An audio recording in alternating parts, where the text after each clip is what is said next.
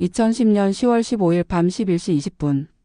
목포의 상동섬 나루길은 고요했다. 가로등 불빛이 깜빡이며 어둠을 간신히 밀어냈다. 조미경은 아르바이트를 마치고 집으로 향했다. 22세 간호학과 4학년. 그녀의 꿈은 병원에서 환자들을 돌보는 간호사가 되는 것이었다. 손에 든 가방이 무겁게 느껴졌다. 집까지 300m.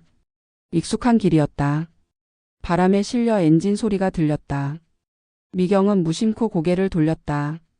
골목 어귀에 짙은 색의 중형차가 멈춰섰다. 트렁크에 붙은 나비 스티커가 불빛에 반사되었다. 문이 열리고 그림자가 내렸다. 그녀는 걸음을 빨리 했다. 심장이 쿵쾅거렸다. 도와주세요. 밤 11시 30분 비명이 골목을 찢었다. 인근 주민정 씨는 잠에서 깼다. 여자 목소리였어요. 짧고 날카로웠죠. 창밖을 봤는데 아무것도 안 보였어요. 소리는 곧 끊겼다. 정 씨는 다시 잠들었다. 그게 미경의 마지막 목소리였다. 10월 16일 새벽 4시 30분. 배수로 옆을 지나던 노인 박 씨는 이상한 형체를 봤다. 물가에 누워있는 사람. 하의가 벗겨져 있었다. 그는 손을 떨며 경찰에 전화했다. 여기 사람 죽은 것 같아요. 경찰차가 도착했을 때 현장은 이미 차가웠다. 시신은 조미경이었다. 얼굴엔 멍 자국이, 목엔 붉은 압이 있었다. 형사 김영호는 이를 보며 이를 악물었다. 또 미제 사건이 되게 할 순 없어. 부검 결과가 나왔다. 사인은 경부 압박 질식사. 손톱 밑과 가슴 부위에서 남성 DNA가 검출되었다. 하지만 정액은 없었다. 성폭행 시도를 했을지도 모르지만 끝까지 가지 못했군. 법의학자 박 교수가 말했다. 저항한 흔적이 있어요. 손톱 밑 DNA가 그 증거죠. 김영호는 미경의 손을 내려다봤다. 깨끗한 손톱 아래 숨겨진 싸움의 흔적. 내가 싸웠구나. 잘했어 미경아. 그는 속으로 중얼거렸다. 10월 19일 사건 발생 3일째. 갓바위 인근 바닷가에서 미경의 가방이 발견되었다. 배수로에서 2.5km 떨어진 곳. 가방 안엔 휴대폰, 팬티, 스타킹이 있었다. 하지만 바닷물에 잠겨 흔적이 흐려졌다. 범인이 버린 거야? 김영호가 물었다. 피해자의 피부가 깨끗해요. 현장에 혈흔도 적었고요. 박 교수가 말했다. 야외에서 범행을 저질렀다면 더 지저분했을 겁니다. 차량 안에서 한 걸로 보입니다. 가방을 멀리 버린 건 흔적을 지우려는 의도죠. 그때 목격자가 나타났다. 50대 남성 최 씨였다. 그날 밤 골목에서 차를 봤어요. 오래된 소나타 2 같았는데 트렁크에 나비 스티커가 붙어 있었어요. 무광택 짙은 색이었고 번호판은 2004년에서 2006년 사이에 발급된 거였어요. 김영호는 눈을 빛냈다. 차량이다. 이게 열쇠야. 수사팀은 즉시 단서를 쫓았다.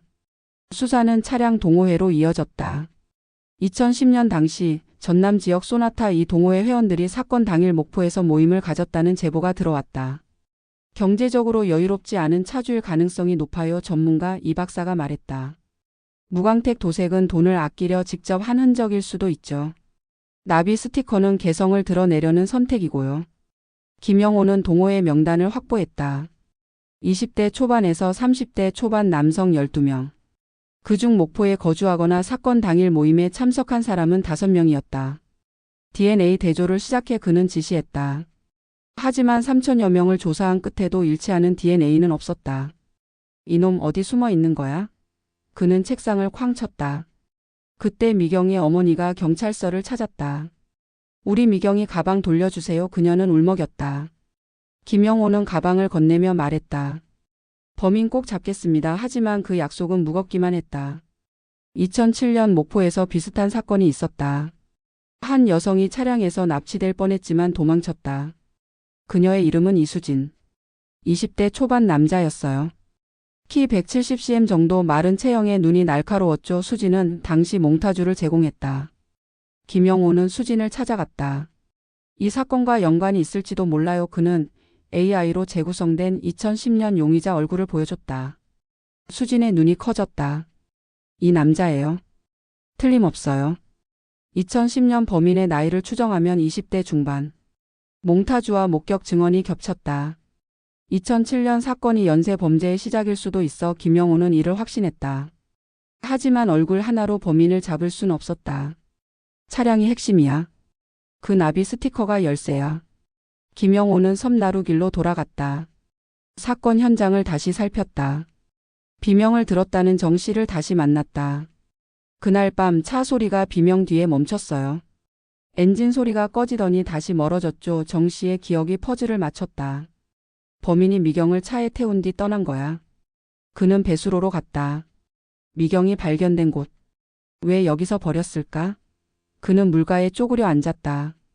가방을 바닷가에 버릴 계획이었는데 시간이 부족했나? 상상 속에서 나비 스티커가 붙은 소나타 2가 골목을 빠져나갔다. 2025년 3월 16일. 사건은 미제로 남았다. 김영호는 퇴직했다. 하지만 매년 10월 16일이면 배수로에 꽃을 놓는다. 놈을 찾을 거야. 반드시. 미경의 방엔 그녀가 좋아하던 간호학 책과 가족 사진이 그대로다. 어머니는 가방을 끌어안고 속삭인다. 미경아, 엄마가 미안해. 어딘가에 녹슬어가는 소나타 2. 트렁크의 나비 스티커는 빛발했을 것이다. 하지만 그 날갯짓은 아직 끝나지 않았다. 김영호는 창밖을 보며 다짐한다. 내가 끝낸다. 너를 위해서라도. 그날 밤 골목에서 무슨 일이 있었을까? 미경은 끝까지 싸웠다. 손톱 및 DNA는 그녀의 마지막 저항이었다. 어둠 속에서 나비는 날개를 접었지만 그 흔적은 사라지지 않았다. 언젠가 진실이 드러날 때까지 이야기는 계속된다.